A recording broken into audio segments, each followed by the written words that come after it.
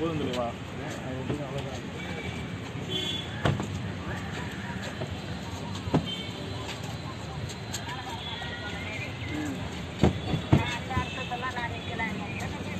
GV Prakash தன்னோட school ஃப்ரெண்டான சைந்தவியை 2013 கல்யாணம் பண்ணாரு. இவங்களுக்கு 2020 ஒரு பெண் குழந்தையும் பிறந்துச்சு. பலருக்குமே இவங்க ஃபேவரட் கப்பிள்னே சொல்லலாம். அது மட்டும் இல்லாம குறிப்பா ஜிவி பிரகாஷ் இசையில சைந்தவி பாடின சாங்ஸ் எல்லாமே ரொம்ப பெரிய ஹிட் ஆச்சு. ஆனா யாருமே எதிர்பாராத விதமா இவங்க விவாகரத்து பண்ண போறதா அறிவிச்சாங்க. இந்த விவாகரத்துக்கு காரணம் ஜிவி பிரகாஷ் தான் அப்படின்னும், அவர் பேச்சுலர் மூவி ஆக்ட்ரஸ் திவ்யா பாரதியோட நெருக்கமா இருக்கிறது பிடிக்காம தான் சைந்தவி இந்த முடிவு எடுத்துட்டாங்கன்னு பலரும் பேசிட்டு வந்தாங்க. இன்னொரு பக்கம் சைந்தவி வீட்டு சைட்ல இருந்து ஜிவி பிரகாஷ்க்கு கொடுக்கப்பட்ட அழுத்தம் தான் அவர் இந்த முடிவெடுக்க காரணம்னு பேசப்பட்டுச்சு. ஆனா ஜிவி பிரகாஷ் மற்றும் சைந்தவி இது எதுவுமே உண்மையில, காரணம் என்னன்னு எங்களுக்கு மட்டும்தான் தெரியும், நீங்களா ஒரு பொய்யான தகவலை பரப்பி எங்களை மேலும் காயப்படுத்தாதீங்கன்னு விளக்கம் அளிச்சிருந்தாங்க. சம்பந்தப்பட்ட நடிகை திவ்யா பாரதியும் எங்களை தொடர்பு படுத்தி வர செய்தி எதுவுமே உண்மை இல்ல, ஷூட்டிங்ல நாங்க பாத்துக்கிறதோட சரி, மற்றபடி எங்களுக்குள்ள ஒண்ணுமே இல்ல, இப்படி சிலர் அவங்க பெரிய காரணம் நான் தானு சொல்லி என்னை திட்டுறது மனசுக்கு ரொம்பவே கஷ்டமா இருக்கணும் பேசியிருந்தாங்க. இந்த நிலையில விவாகரத்து கேட்டு ஜிவி பிரகாஷும் சைந்தவியும் குடும்ப நல நீதிமன்றத்துக்கு இன்னைக்கு போயிருக்காங்க. இந்த வழக்கு விசாரணையை நீதிபதி ஒத்தி வச்சிருக்காரு. அடுத்த ஹியரிங்ல இவங்களுக்கு டிவோர்ஸ் கொடுக்கப்படும் சொல்லப்படுது.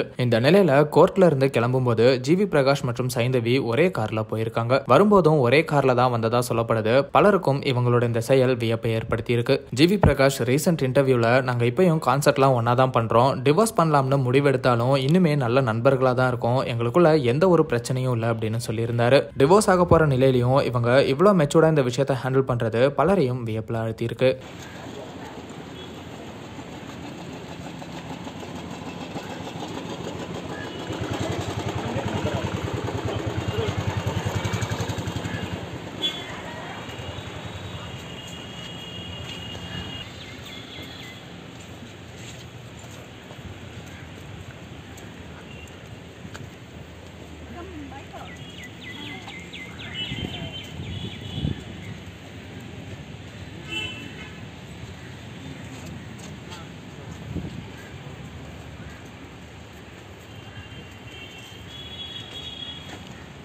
போதும் தெளிவா